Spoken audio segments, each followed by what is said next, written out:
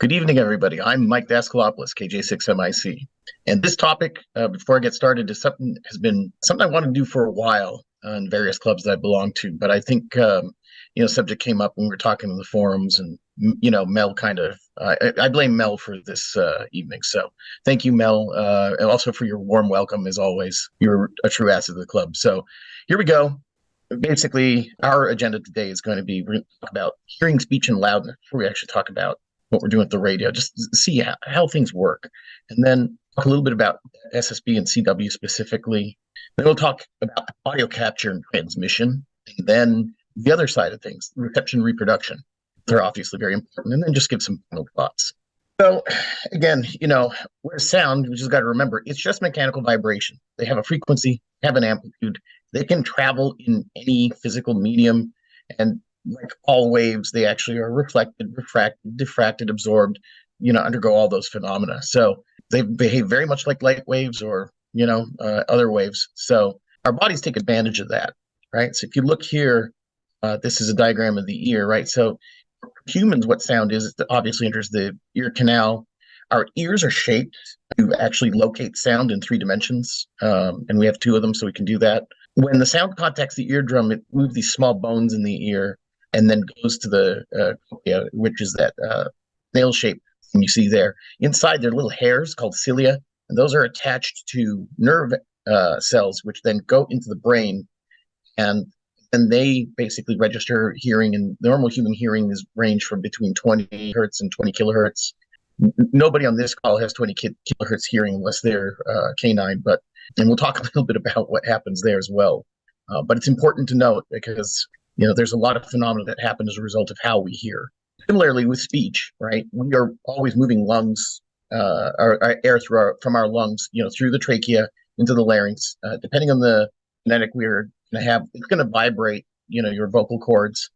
That's called phonation. And then the rest of it is handled by your soft palate, tongue, nose, and lips. And those are for articulation. Voila, a phonetic is formed. What's really interesting here is that language actually conveys a tremendous amount of meaning with respect to tones in some languages. So, for example, Mandarin or Cantonese is like that. In English, it's just intonation, right? It's just an emphasis on words, and it varies by language. But that's also important because, unfortunately, in English, we cannot impart meaning through tones. Is it really that simple to communicate? Well, it isn't that simple. As it turns out, there was a little bit of research done back in the 30s by guys, Fletcher and Munson, and what they found was that for any given perceived loudness, the amount of sound pressure level that has to come in for that loudness to be perceived at the same level varies by frequency. And so what it turns out is that at very high frequencies and very low frequencies, we need to actually have a higher sound pressure level than in kind of in the middle here. And you see from about 100 hertz through to about, through to close to 10 kilohertz. After that, it rolls off. We can't hear much higher than about 20 because there's too much mass, in the ear. And we can't hear, too low because, again, the ear's too small. The waves are too large for us to really perceive. The main thing here and to understand is that at the edge of hearing, right, we perceive things psychoacoustically, right? So that's a unique human perception. We're not really machines. And again, loudness here is logarithmic, right? It's not linear. And why we use dB, now all dB are not the same, and I'm not going to get into that discussion here. Feel free to look it up. But the question is, what kind of sounds exist in this middle frequency area? Well, as it turns out, human hearing, strangely enough, is optimized for speech. And what happens is that most speech actually falls between about 500 hertz and 5 kilohertz. You see here an old survey back in the 40s that was done. So, 250 hertz or 8,000 hertz, I mean, things roll off. It's really not that important understanding what's going on. Now, if you look at and remember the A-weighted curves that I had before, right? And by the way, it's the blue curves that are actually important. They were adjusted over time as new research came out. But what you see here, right, is that if I superimpose where the phonetics that we use are here, you see where they kind of map. Now, this is a rough estimation. It's not exactly here, but you see vowels, voice consonants, and unvoiced consonants are all kind of falling, between, these ranges here. And so So that's actually very, very important. And we're going to use that information in a bit. But bear in mind also that depending on your gender, if you're YL, XYL, or, if, youth, it's going to shift this up a bit. But more or less, it stays in the same range.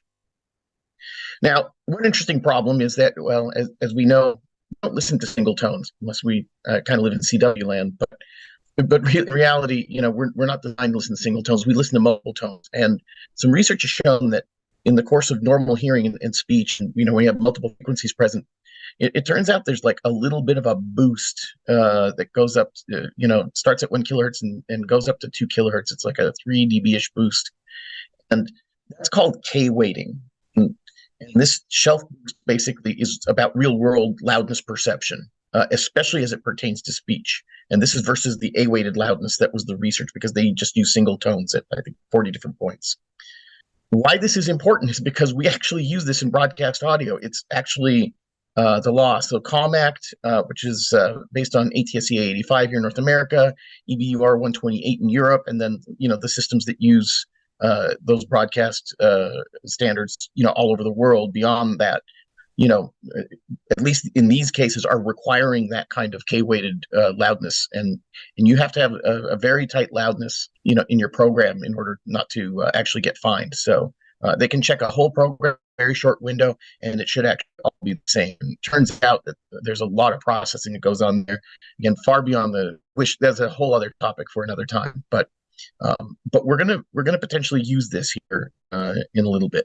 So before I go on, it's the ideal case of hearing, right? But we're not ideal creatures, and we encounter our own hearing impairment. So a lot of this is caused by age.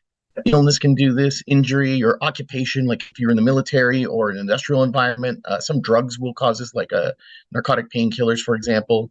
And what'll happen is you'll have higher frequencies roll off first, and that hearing loss will be, cumulative, and especially if it's due to loud sounds where, occupational limit is 85 dB A-weighted for 3 hours maximum per day, and even that, in my opinion, is a lot.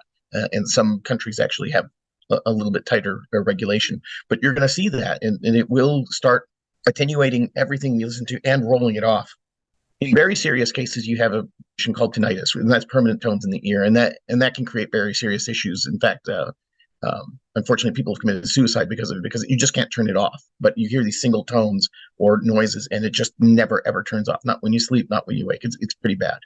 And of course, any of this can actually affect your speech intelligibility. So the one thing I advise people, right at the outset, just go see an audiologist and get your hearing tested and protected at all costs. Even if you're older, even if you think, oh, geez, I'm like in my 70s, my 80s, doesn't matter. It's all cumulative, and it'll all help if you protect yourself. Similarly, we have speech impairments, right? So we're actually trying to talk, right? So there's stutters and lisps, and then there's a whole family of conditions under called dysarthria. So this is like slurring, mumbling, talking too fast or slow, talking too quietly or loud, and just some weird things that happen to the mouth and tongue, and again, even verbal apraxia, which is basically your inability to form speech, at times or at all. And certainly, accents due to non-native English speakers, because the phonetics are a little different and don't map the same in English. So again, for some of these things, if you have it, I recommend seeing a speech therapist to address them, or some people even do pre-recorded synthesized phonetics and exchanges, and that's perfectly valid, I think, especially if you're doing phone.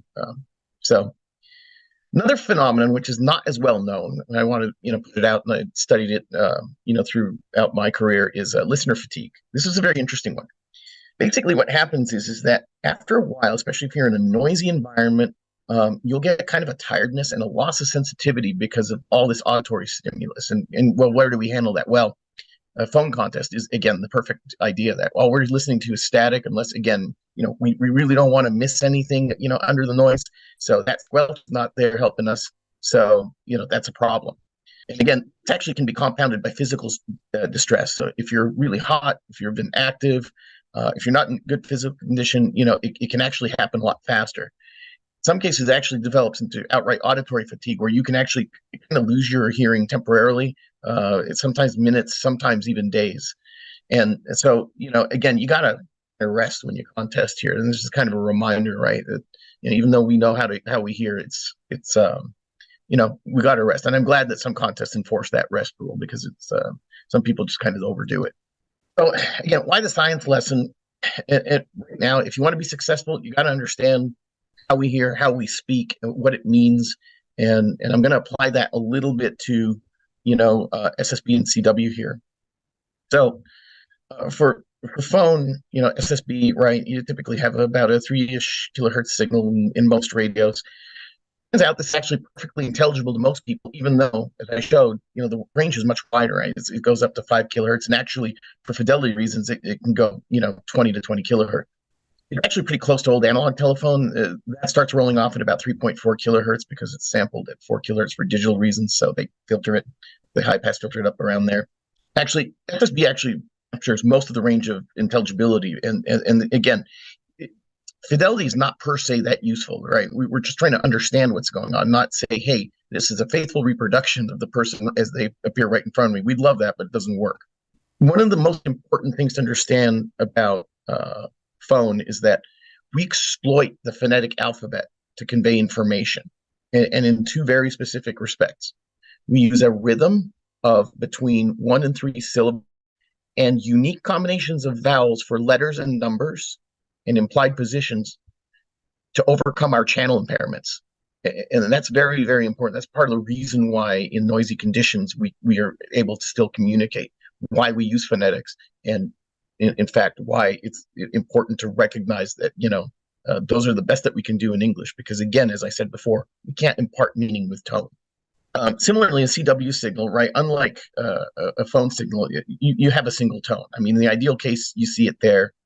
Right. It's very perfectly intelligible to most people. When it's switching on and off, you have a narrow bandwidth. I mean, if you're up at 40 words a minute, you'll probably be around 150 hertz or something like that. It varies by speed. So the slower, the narrower the bandwidth. But by nature, your radio can hear a little wider than that, even with your filters. So you'll be able to hear multiple CW signals. And most of them, most radios are set to about 800 hertz beat frequency. So it's kind of in the sweet spot for hearing, as you saw before as well.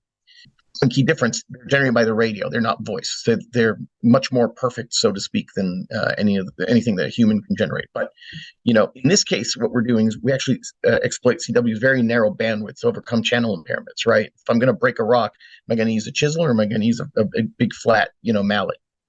Obviously the chisel, right? So and similar, it's like that here in terms of how we convey information, right? Whereas SSB is kind of it's like that fatter mallet. So we have other considerations there that we don't have with CW, and it's very important to recognize those differences. A perfectly clean signal is a unicorn, right? And in signal processing, there's we have a principle where it says, if I know how the signal degraded and I understand that process perfectly, I can perfectly reconstruct the original signal. But that's rare and next to impossible in amateur radio because of the nature of noise. So really our goal here is try to reduce the noise and to increase the intelligibility on transmit and receive. In that vein, let's start and talk about audio capture and transmission, right? So talking about a transmitter side, audio input, you have something like a line level, a microphone, maybe it's a USB, into the radio, plus some preamplification. That goes into the radio, which may also have its own amplification and filtering. Some parametric equalization and some preemphasis of some description. It gets modulated and then amplified, and then there's an automatic level control, which I'll talk about in a bit, because that does affect things fairly greatly for intelligibility if you're doing it wrong. And then finally, it goes to the output filters to make sure you're in the right frequency so you're not flattering, and voila, out you transmit. Let's not forget about noise. Noise is a very, very big deal here, right? And noise exists in the environment, through what we listen to on the other side when we transmit, as well as everywhere else. Mechanical wave noise is in sound, and then electromagnetic noise, which is throughout the radio itself. But for now, let's start with the microphone and kind of the environment that it lives in, right? So microphones capture audio from their environment, and they do so in the similar fashion to how antennas have gain patterns. We have microphone gain patterns. The easiest is the omnidirectional one, right? We joke around like a vertical is an antenna that's equally bad in all directions. It turns out it's, for our purposes, also kind of equally bad to use for a microphone in amateur radio. There are other microphones like hypercardioid, which have a lot of gain lobe in the front and then right behind it, and not so much to the side. So those are better, but they can still pick up microphone noise behind the mic. And so there are other patterns, like, for example, cardioid, which is the other probably most common pattern that you'll see besides Omni. And this is probably the one that you want. You should actually always try to choose a cardioid to isolate your voice from the environment. You'll notice that there's still some gain lobes in the back. So it's not that it's completely immune from noise in the back, but it just reduces your chances of actually capturing something that is not your voice, which is, again, a critical part of this discussion.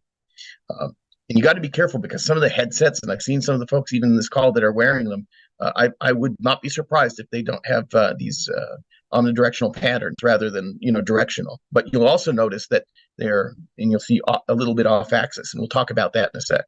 In terms of the actual types of microphones and how they convert mechanical energy to electrical energy, the two main types are a condenser type, which uses a capacitive system where something is charged, and as the microphone moves, it changes that, and we sense that change from that perspective. What's interesting is most of these microphones need phantom power. The electret type, which is very common actually in amateur radio and in cheap microphones, uses a permanently charged capsule there to make sure that you actually have that. So technically, if it was discharged, it wouldn't work anymore, or not right. The other main type is a dynamic or inductive, and this basically just uses a coil as the air, as the vibrations move across or through the microphone. The disadvantage here is that they typically have the wrong impedance, and they need a mic amp or audio interface because radios don't normally interface directly with them. What's interesting is there's a lot of arguments about microphones, and a ham radio microphone or another one. There's the BBC uses Neumann U87 condensers, which are $3,500 microphones, right? It turns out, for our purposes, for SSB, even AM, they have more than enough frequency range. But the key thing is we want it to be flat. We want it to be flat in the voice range and not have any kind of bizarre characteristics. Otherwise, we're going to start distorting the audio in weird ways, especially for particular phonetics and such. Part of that, as I said, if you've got a condenser, you're going to want something that has phantom power, and that's for non-electret types. For electret types, like the handheld mic that you see in a lot of cheap radios, it's fine. You don't need that. For a dynamic mic, you're going to need a mic preamp. You'll notice here actually that some of these will provide power, and in this case, and a good choice, just as a side note here, is a mixer, because here you can actually have phantom power provided, as well as some very solid gain for depending on the type of mic you have, and plus you can mix in other sources if you need to, and manage your audio output as well. Note that there are XLR and TRS and RCA connectors in some of these, so you're gonna have to play a little connector jam to get that done. Now, audio noise sources, this is actually very important, and we want to talk about a little bit about this, right? So kind of your ambient noise is the first place you want to look at. So rooms, fans, wind, keyboard, anything, and it could be indoors or it could be outdoors, like if you're doing field day or POTA-SOTA activation. Mechanical noise, and that's basically dealing with where and how that microphone is attached to the environment around you, whether it's to you directly or to a table or a stand. You have electrical, so there's like line hum, EMI, application, noise that comes in, like hiss. There's handling noise. Hand rubbing the mic are notorious for handheld mics. I'm not a big fan of them in that regard. How you speak the microphone, I'll talk about that in a little bit, is actually very important in terms of creating noise or avoiding it. And then finally, just have your standards, QRN and QRM, right? Man-made natural noise sources. That's what radio is all about, right?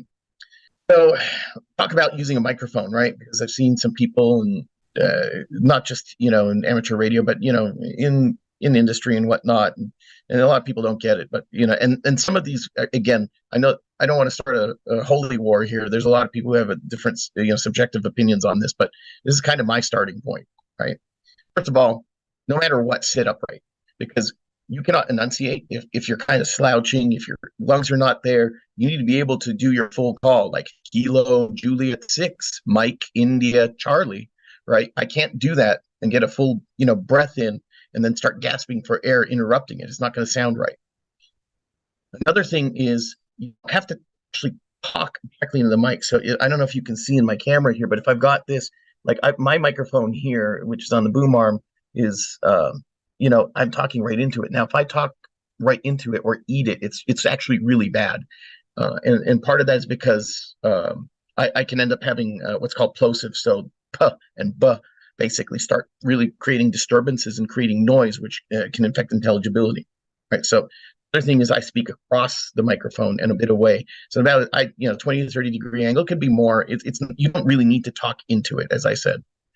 A couple of microphones, again, I don't know if you can see this, but a lot of people like to kind of hold it like precious, like it's like a baby. They don't want to drop it. Like, you don't need to do that, right? You just if you're going to hold it, just hold it from the bottom, but avoid handling it in general. As I said, handling noise, rubbing against the while they're transmitting is going to just transmit noise into the signal out.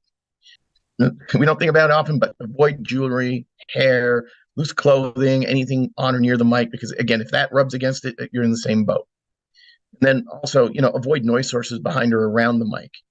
And so if you're like in a furnace room, if you've got like a room fan or, maybe an air cleaner, purifier, I mean, that all that is, going to affect things. So you want to make sure that you've got that handled. And clearly, obviously, you don't want to over amplify or under amplify your microphone either, because if you do that, you either get distortion or it's just going to be too quiet as you go out. Again, you're going to hear me say this more than once. Test it and retest it, and especially doing it live. These guidelines are a starting point, and depending on the microphone and your style and how you do things, you may find something that's actually a little different than what I'm talking about here. But again, it's a start. I'm talking about a desktop microphone because this is my current setup, right? Because a handheld is not too hard to use. I'm not even going to bother explaining it here. But you see here we have a boom arm, right, on the left side here, and use a high quality mic boom arm. Don't pick something cheap. Don't pick something with springs. Don't pick something with that's a company with that's named after 3 random syllables on Amazon. There are some brands that are known in industry that you can, even with $50 or you're better than that, but you start spending around 100, you can actually do really well and get something that's pro quality, entry level, but still pro quality. And you have to have that boom arm long enough so that it has access to the operator without kind of impeding your workspace. Another thing to do is you see that little rubber bands here. Those are shock mounts, and what those do is they isolate the microphone from mechanical noise through the boom arm. So this is things like if I bang on the desk or hit things. In this microphone's case, because it's a copy of a Shure SM58, I use the Shure shock mount, which is actually kind of an inflatable thing, kind of rubberized. So it does about the same job, but it's since it's made for the microphone, it's fine. But you'll see the other type there very frequently. The other thing is to use a pop filter, right? You want to reduce plosive noise like B and P sounds. So that's a discrete pop filter. The actual wire screen that you see on the microphone is also functions as a sort of a pop filter. And then the foam ball that sometimes goes on top, which I've got here also, it can function like that. One other thing here, just keep your cable runs as short as possible and control your RFI and EMI. That's yet another topic I'm not going to get into, but will affect us here. So what about those headset mics? Okay, well, they vary pretty highly in quality for the mic and headphones. They are convenient for hands-free operation. The cheap ones can be Omni mics, so be very, very careful. Again, it's not something that we think about. Even good ones, though, they only require proximity, but you don't want to be picking your whole environment up because it's just not necessary. They also aren't easy to customize, so I can't really put windscreens or, plosive filters or anything like that on them. Although if they're off axis, it shouldn't be as big a deal. It's best to choose something for radio, either for aviation or for amateur radio if you're going to go this way. But in my opinion, and again, it's just my opinion, separate mic and headphones is actually the better way to go. So now let's talk about, okay, so I've captured my sound, and what are we going to do here, right? Whether it's internal or external processing, I'm going to do some amplification and parametric equalization, right? So, I mean, mainly I just need to set the gain high enough for voice without distortion or ambient noise pickup. And one of the things that happens is the further you talk from your microphone, the more gain you're going to get. But as you turn up that gain, you're also going to pick up more noise around you. So you got to be careful. You don't want to go too close so that you get plosive noise and you start actually having a proximity effect, giving kind of a bassy feel. But if you come too far out, you'll also get some of the effects of noise around you, and you'll pick that up the more gain you have. One of the other things, you kind of want to flatten any uneven microphone responses, using loudness curves. I'll talk about that in a sec. In my opinion, I don't think you really need low frequencies. Now, I've kind of, for effect, because it's a Zoom call and not the radio, I've kind of, turned it up just a touch just to give some presence here, but it doesn't actually contribute to intelligibility. So anything that basically below 500 hertz or above 3 kilohertz is not going to convey much information. Again, it will vary depending on the timbre and the person talking. By and large, it's not necessary, and especially the bass can below 500 hertz, from between around 200ish, can really introduce muddiness. Here, this is where you want to start experimenting. Now, I've done this in the receive side, but this is kind of what generated this, and even as low as 1800 hertz, it's probably a little low. Probably about 2300 hertz is what I found, depending on my voice and my experience. And phonetics do help, because even though there's meaning, like for example, sibilants are high in frequency, right? They're like 3 to 5 kilohertz is a big place in where they live. So S sounds, but the fact is, we don't have, we don't need all of that. Again, there's phonetics, and the implications of them are really important. It's why we're able to communicate the way we are with SSB. Again, from a K weighting perspective, as I talked about, there's that extra sensitivity, to speech above 2 kilohertz. So you can play with EQ curves to kind of, deal with that as well. And these two lines are kind of the reason why I'm talking to you today. And again, thanks to Mel and the excellent discussions on groups.io. If you're trying to equalize, right, and it's, I don't want to try to deal what is ultimately a complex topic in 3 lines, but I'm going to try anyway, and then who knows how I'll succeed. But basically, what you want to do is you want to figure out your device, and this applies to headphones as well, by the way. So you're trying a transfer function. So basically, it means at a given frequency, what's the gain? How sensitive is it? Is it a little higher, lower? And it will vary, and the complexity is just dependent on the mechanical and electrical design of the thing. So you'll see a response at different frequencies. And what you do is you listen and you match your EQ bands for the input signal in your voice band. So you want to isolate your voice pass band, like I mentioned, cut off the low highs.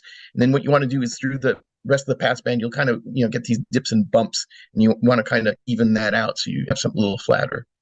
One thing I'd advise you to do, though, is don't actually have gain. So start at 0 dB and bring things down. If you need to actually boost something above, kind of bring everything down and amplify it elsewhere, because once you start equalizing, you can have distortion depending when you start hitting those frequencies, later on.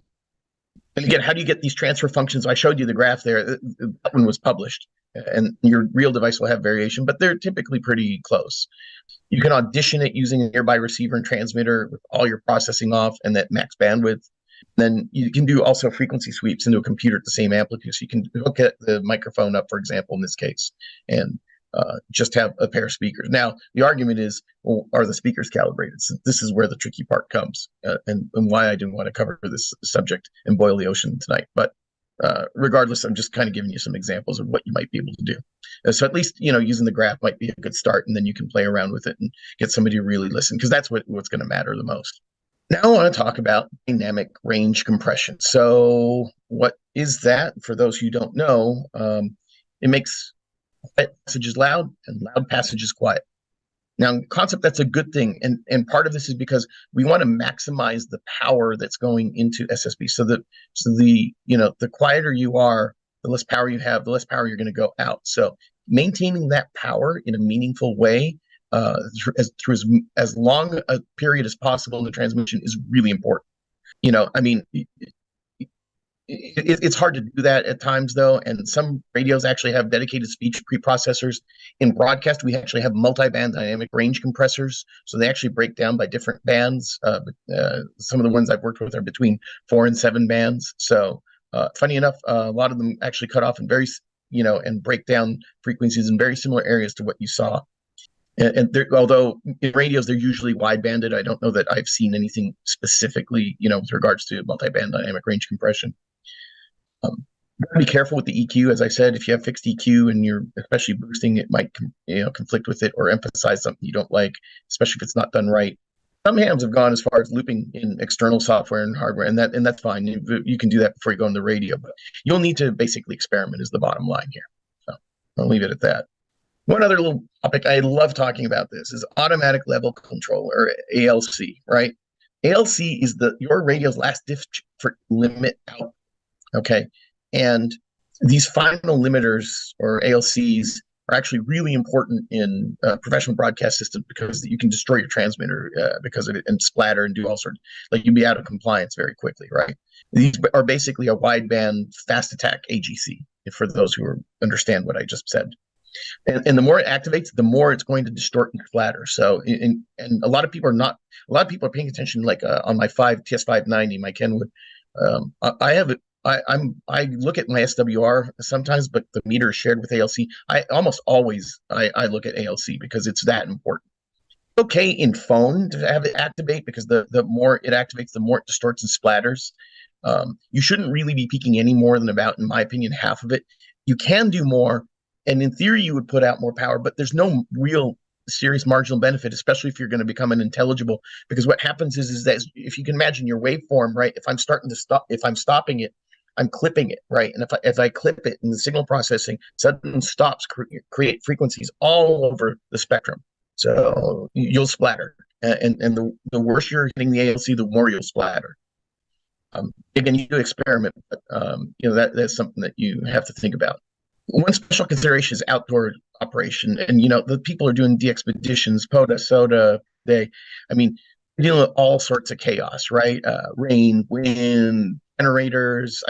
It can be very, very daunting, right? And in these cases, the main thing I'll recommend is a really good windscreen on a cardioid microphone. And you see that thing that looks like Don King's hair there. Well, it turns out that there's a nickname for it in the industry. It's called a dead cat. And what it is a special type of windscreen, and it is actually designed for high wind conditions. Wind noise reduction is actually very difficult, and especially for ENG live audio capture, it's really hard. So that's one of the things that you can do there. But again, picking the cardioid microphone is very important. And then, of course, really from a transmission perspective, orient it, away from the noise sources. It's just that simple. I'd be remiss if I didn't talk about CW a little bit. So I want to talk just and mention some things here, because on the transmit side, CW is generated by the radio generally, and is pretty simple. Even ALC, there's not much there. It just, reduces the gain. But probably one of the most important things is to avoid key clicks. So what happens is, on some radios, they transition too fast between on and off. And so that can create this kind of clicking because of these sudden transients. So if you can set your rise and fall times to at least 5 milliseconds, you don't need to do much more than that. But any less than that, you get some risk there. Certainly avoid SSB synthesized CW. So, like, for example, FL Digi can do that. Always use the radio for CW, just like you should for RTTY, for example, because radio generated CW, radio generated RTTY, radio generated FSK, anything like that is always going to be clean. You can't get any cleaner than that. And then finally, make sure your keyers, like 3-to-1 not a bit, because some, especially automated skimmers and things like that, and some people learning might have it. And again, if you're sloppy fist and you're a straight key, it is what it is. I admit it, I'm the first one, and I'm sorry to everybody who is, but it is what it is. Now, I'm going to talk about audio reception and reproduction. So to do this, I'm going to go an overview of what's happening in the receiver. So before, kind of working the process backwards, we have these filters, a preamplifier, possibly an attenuator, and then gain control, noise blanking. And then we have a mixer, which gets us, if it's a heterodyne design, at least, goes to IF, where you can apply filters and some noise reduction. And then from there, we go to a demodulated baseband, audio frequency signal, where we can filter it, EQ it, noise reduce it, and then we have this fully demodulated signal that we can amplify, and then your audio output. And we can put it out at line level, which is, the little 1/4-inch or 8-inch jacks are that you see on your stereo system, your headphones, or, potentially USB if it's digital. So let's talk about those steps, right? So AGC, preamp, and attenuator. So AGCs are kind of a mixed bag of performance, depending on what you're trying to do. And they're normally wide-banded. They're not multi-banded. Consider that, especially in the presence of strong passband signals or high S noise, you've got there's going to be some issues there, especially with AGC. And part of this also is using actually the right AGC mode. A lot of people, especially when you're in a radio, don't understand that you're using CW. You should probably use a fast mode. For SSB and AM, you should use a slow mode. But if you do a strong passband signals interfering, just a good reminder, turn off that AGC first of all. Also, turn off your preamp and even turn on your attenuator, especially if it's a very strong signal. And then just your RF gain with your audio gain instead, and you'll find you're probably able to more easily deal with signals in your passband than relying on the AGC to do it, because it's going to do all sorts of fun stuff that you won't like. And again, you're not going to understand. And regardless of whether it's CW or phone, the whole point here is to reduce noise, reduce these artifacts, and reduce listener fatigue, because you especially over the duration of a contest, you need to be pretty fresh. Audio reception and production, right? So you've got noise blankers and notch filters. These kind of vary in performance by manufacturer. These are like I don't know. I have my opinions on them. They have varying degrees of success. They actually may work very terribly in the presence of strong signals or particular types of signals. And in the end, they can actually introduce more noise than they remove. And I know, like on my Kenwood, when I turn on the noise blanker, I'm flicking back and forth at times. Sometimes it's great, and sometimes it's just absolutely dreadful. And they will perform worse as that noise blanking function kind of moves further into the receiver from the RF block. It's really not a silver bullet.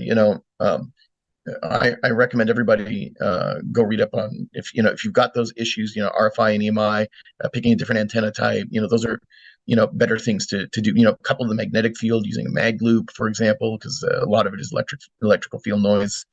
I have filters and noise reduction, not SDR version.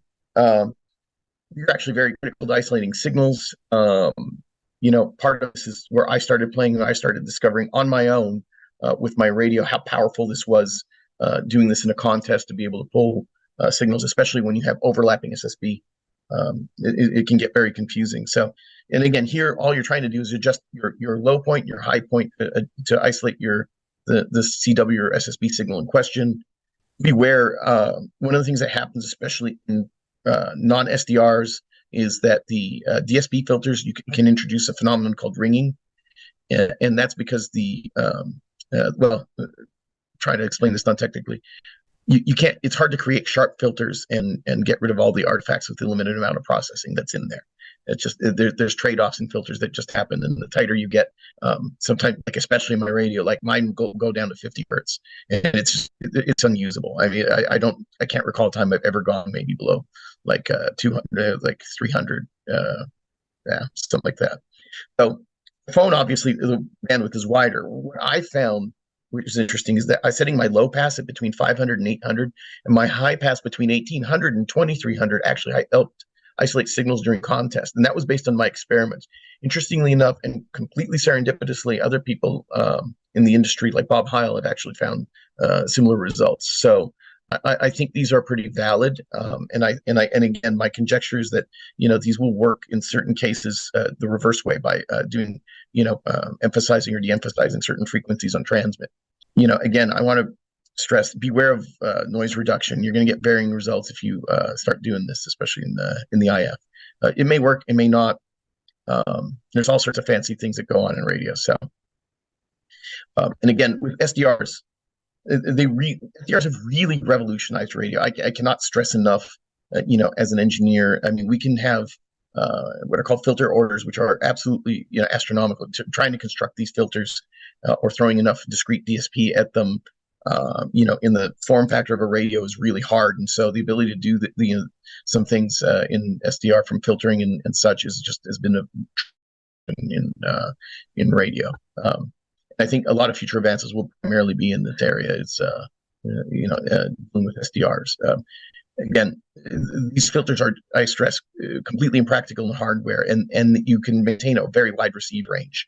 So, although signal rejection, strong signal rejection, has a great amount to do with the dynamic range of the data converter that's involved in an SDR, which again is beyond the scope of this discussion. I probably lost most of you anyway.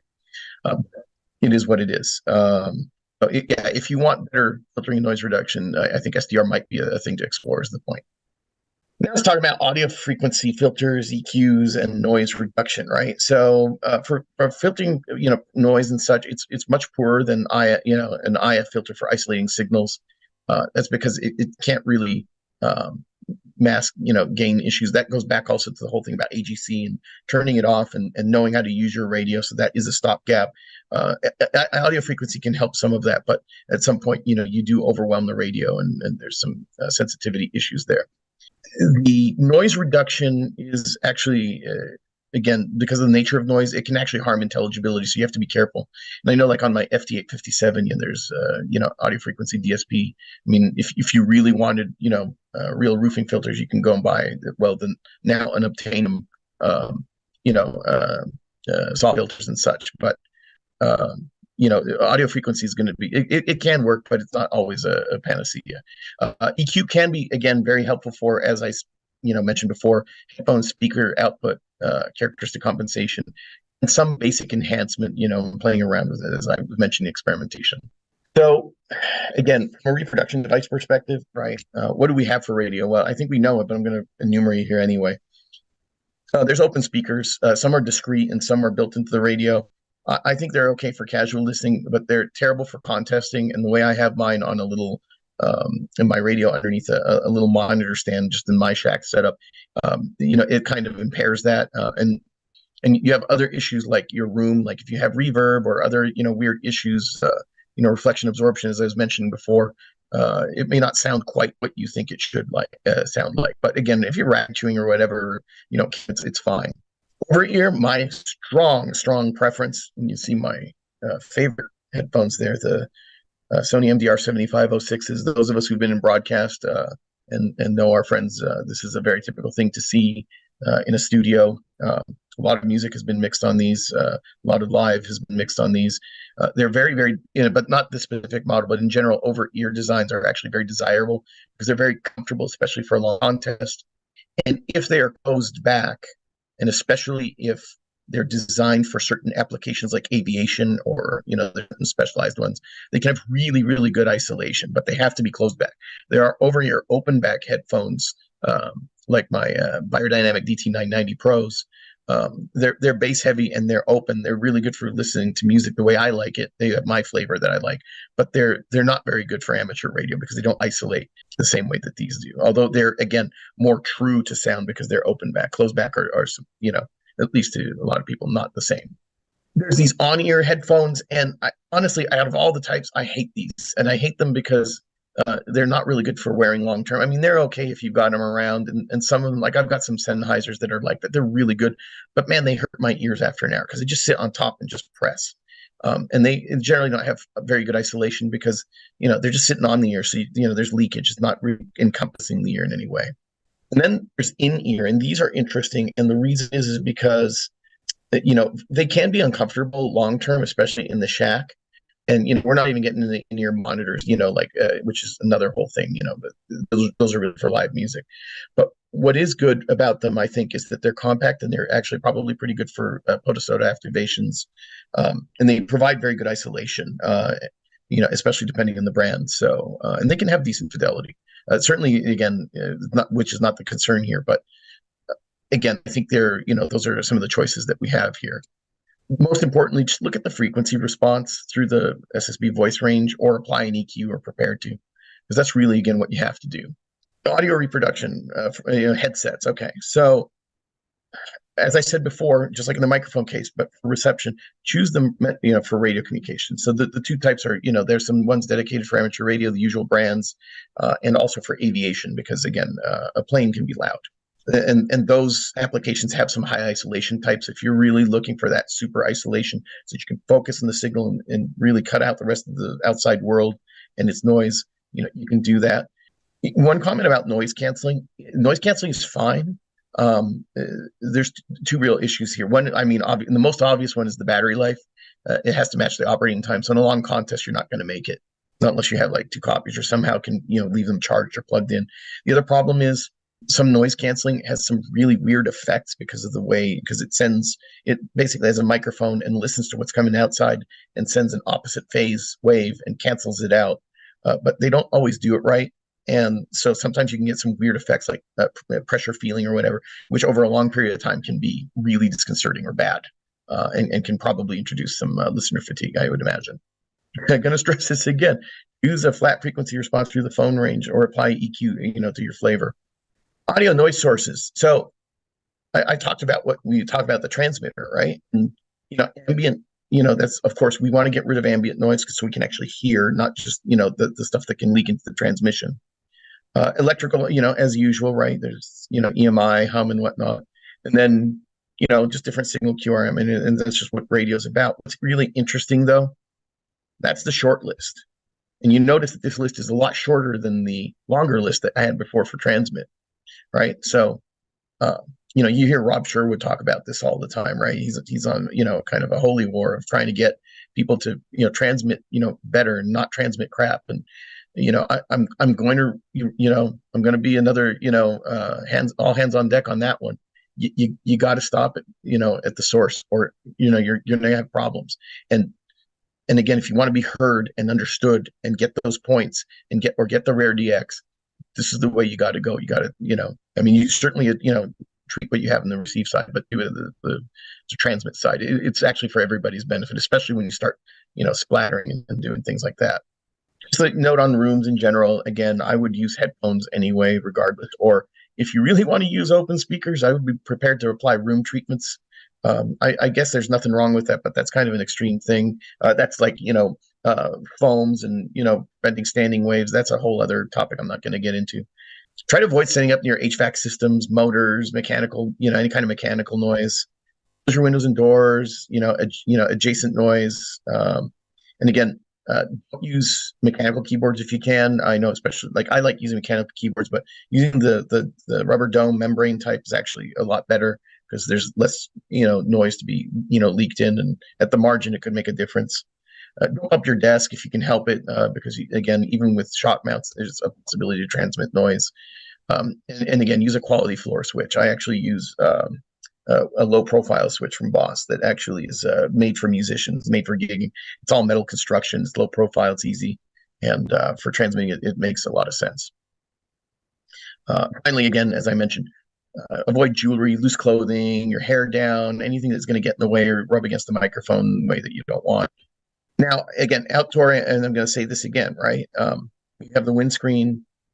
The closed back headphones are, I think, really important, or noise canceling, or even in-ear, works, as I said before, and orient your station away from noises. So I think, in sum total, I think this is about all I can do with, and do just semi-justice to within the time that we have. So I'm going to give some final thoughts here, right?